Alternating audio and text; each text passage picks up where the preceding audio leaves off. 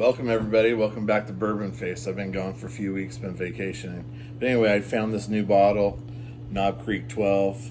It's made by Jim Beam, 100 proof, Kentucky bourbon. Been brewing for 12 years. I'm kind of excited to pop the top and take a little taste here.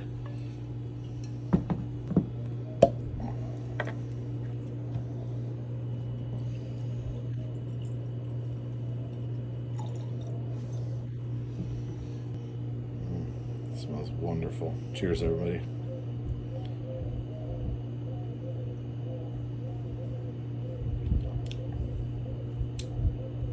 Wow, that is excellent.